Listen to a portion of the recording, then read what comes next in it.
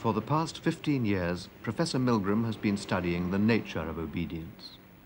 When I learn of incidents such as the massacre of civilians at My Lai, or the destruction of millions of men, women, and children perpetrated by the Nazis in World War II, I don't think of these as impersonal historical happenings.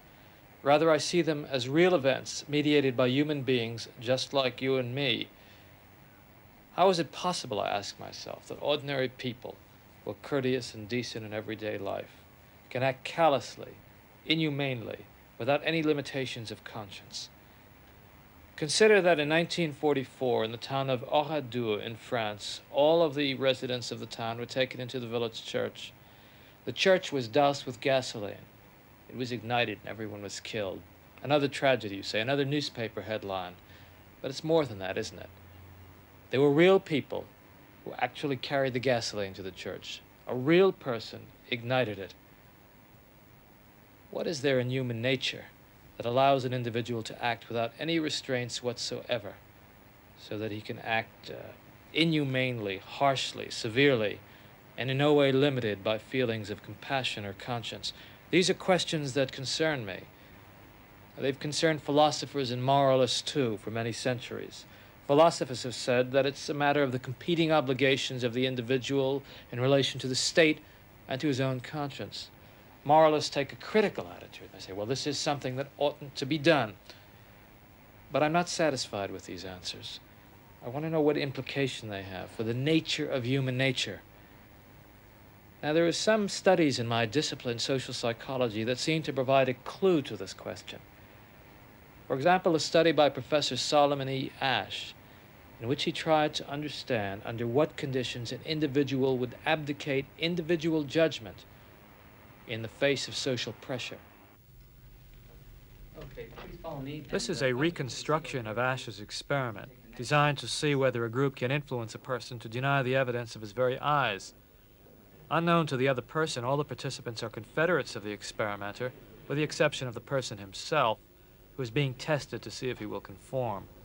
The experiment you will be taking part in today involves the perception of line length.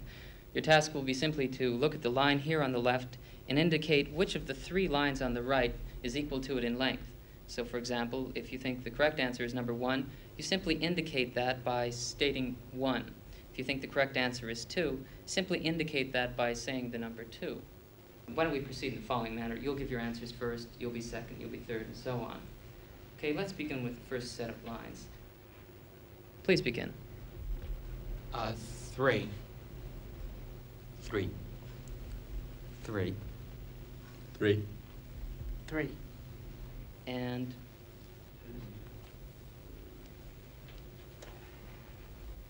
1. 1. 1. 1. 1.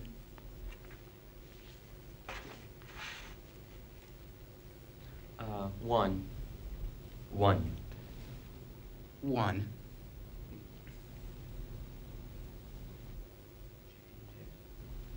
2. 1.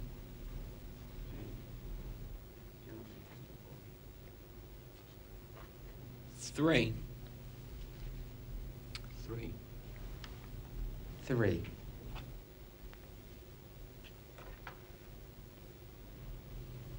3. 3. In over a third of the trials, the subjects tested denied the evidence of their eyes. 1. 1.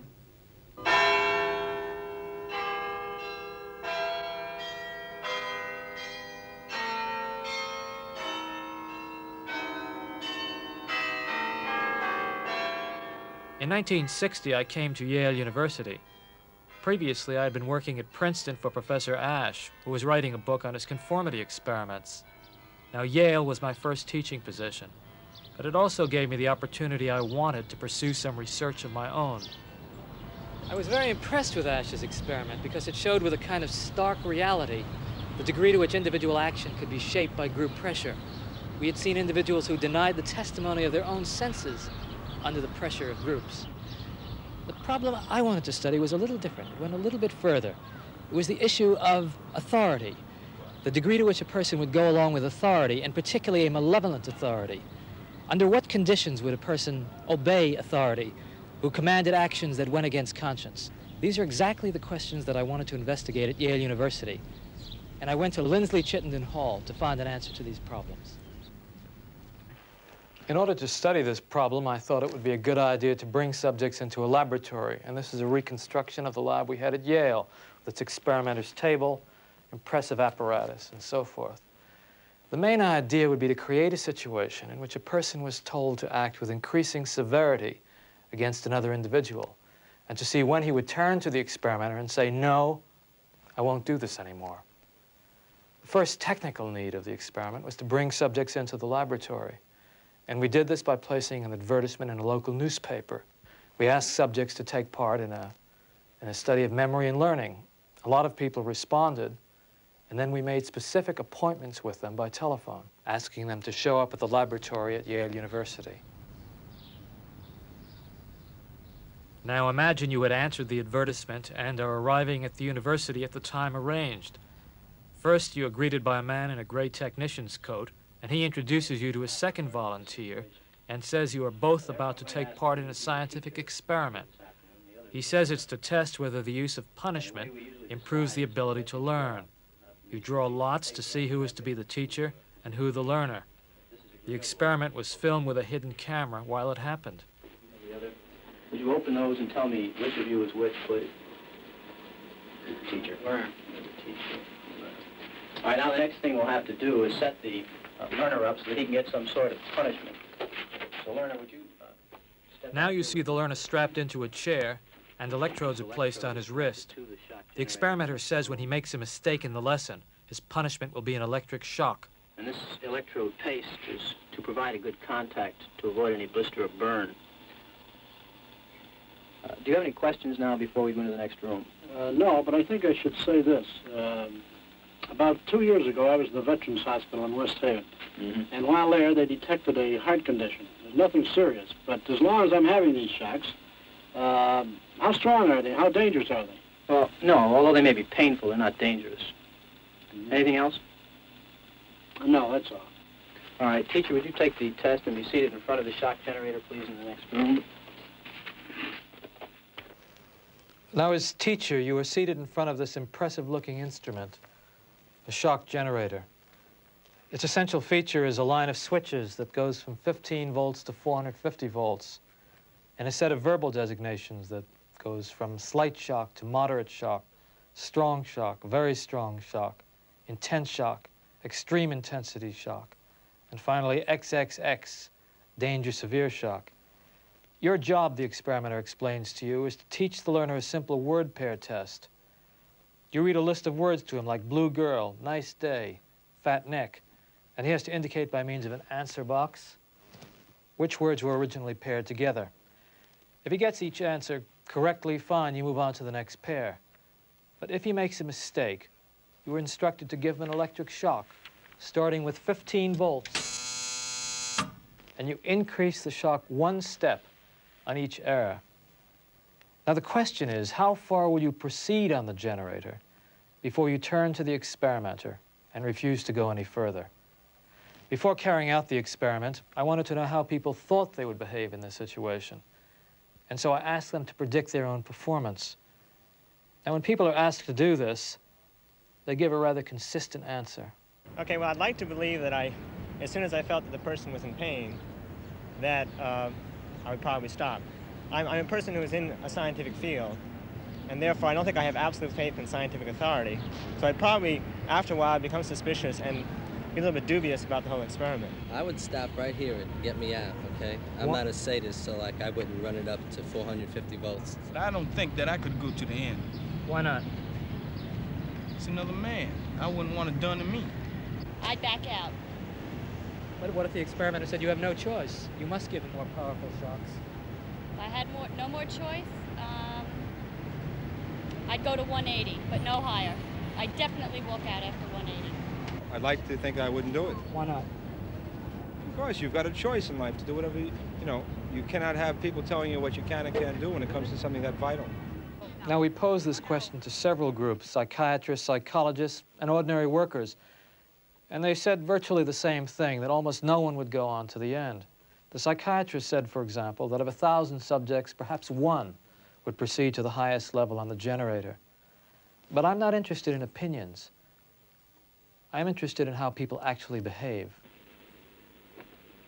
Next one, short.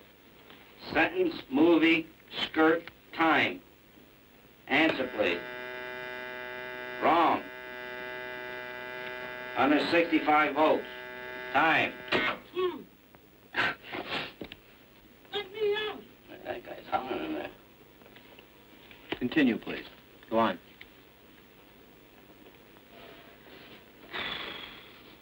There's a lot of them here, you know. You have a heart condition there. You want me to go? Just continue, please. It's interesting that although this man continuously objects to the experimenter, he continues to obey. So he's saying one thing, but his behavior is quite another thing. The two are not joined. His laughter, the laughter doesn't mean that the subject is enjoying what he's doing. Rather, it's the expression of deeply experienced anxiety, of nervous tension. Soldiers have been known to burst into laughter before going into battle. Sharp. Axe, needle, stick, blade. Answer, please. Wrong. I'm up to 180 volts. Please continue, teacher. Needle, you're gonna get a shock. 180 volts. Oh! I can't stand the pain. Let me out of Can't stand it. I'm not gonna kill that man there. You hear him hollering? As I said before, the shocks may be painful, but they're not dangerous. They're hollering. He can't stand it. What if something happens to him? The experiment requires that you continue, teacher. Yeah, but I'm not going to get that man sick in there. I mean, he's hollering in there. You know what I mean? Whether the learner likes it or not, we must go on until he's learned all the word I pairs. refuse to take the responsibility of him getting hurt in there. He's under hollering. It's absolutely essential that you continue, teacher.